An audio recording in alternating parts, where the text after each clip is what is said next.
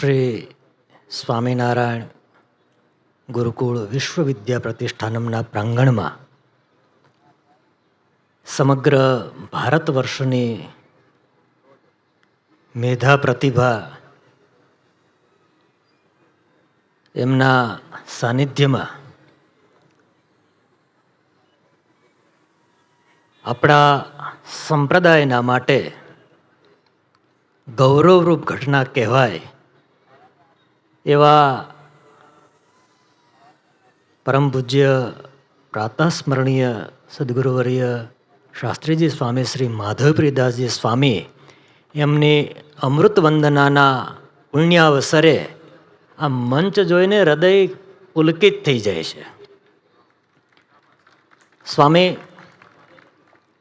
અહીંયા ઉપસ્થિત છે એ લોકો એવું માને છે, કદાચ અહીંયાથી આમંત્રણ ગયું એમાં પણ એવું લખ્યું હશે કે પૂજ્ય સ્વામીની અમૃત વંદના કરવા આવજો.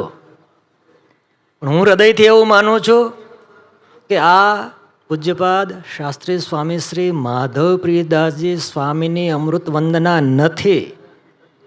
આ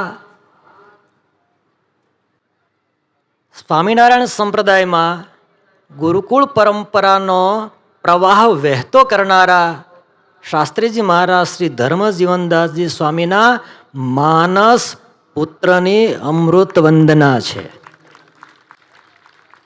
આ શાસ્ત્રી સ્વામી માધવપ્રિયદાસજી સ્વામીની અમૃત વંદના નથી. પુરાણી સ્વામી પ્રેમ પ્રકાશ દાસજી સ્વામીના પ્રેમના તાંતણે બંધાય સંસારનું બંધન છોડી ભગવી ચાદરનું બંધન સ્વીકારનારા સંતની અમૃત વંદના છે. આપણને એમ થાય સમગ્ર ભૂમંડળ ઉપર આજથી પૂર્વે આવું કોઈ વ્યક્તિત્વ ખીલ્યું હશે ખરું? આજે વિશ્વાસ સાથે કહીશ કે આ શાસ્ત્રી સ્વામી માધવપ્રિયદાસજી સ્વામીની અમૃત વંદના નથી. આ જોગી સ્વામી જેવા સમર્થ મહાપુરુષના આશીર્વાદની ચાદરને દાગ લાગવા દીધો નથી અને ઉજ્જવળ ચાદર રાખી છે, એમની આ વંદના છે. ખરેખર હું ક્ષમા માગીશ ગુરુકુળ પરિવારના સંતોની, ગુરુકુળ પરિવારના ભક્તોની, પરંતુ ચોક્કસ આજે મનમાં એવું થાય છે કે આ માત્ર ગુરુકુળ પરિવાર માટે નહીં, આ સમગ્ર સ્વામિનારાયણ સંપ્રદાયની સાધુ ફોજ, એ ફોજની માળા છે ને, એ માળાના મેરનું સન્માન છે. આ આખા સંપ્રદાય માટે ગૌરવની ઘટના છે.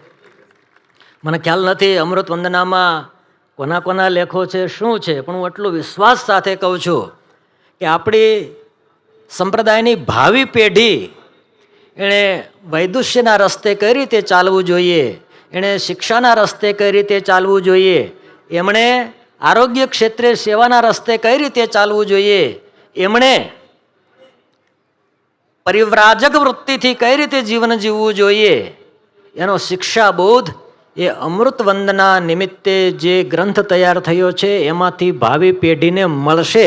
એટલે આ વિચાર જ્યાંથી પણ પ્રગટ્યો છે કે સ્વામીની સ્મૃતિઓને અમૃત વંદનાના ગ્રંથ રૂપે સંપાદિત કરવો, એ વિચારની વંદના કરવાનો આ પુણ્ય અવસર છે. આજના દિવસે વડતાલ વિહારી હરિકૃષ્ણ મહારાજ, મહાપ્રતાપ શ્રી લક્ષ્મીનારાયણ દેવ, આપણા વડતાલ ગાદીના યશસ્વી આચાર્ય મહારાજ પરમ પૂજ્ય ધર્મધુરંધર 1008 આચાર્ય મહારાજ શ્રી રાકેશ પ્રસાદજી મહારાજ અને સૌ સંતો વતી હું આજે સ્વામીના ચરણોમાં વંદન કરી માત્ર એટલું કહીશ, સ્વામી આ મંચ છે ને, આ મંચ એ સ્વામિનારાયણ સંપ્રદાયને ગૌરવરૂપ મંચ છે.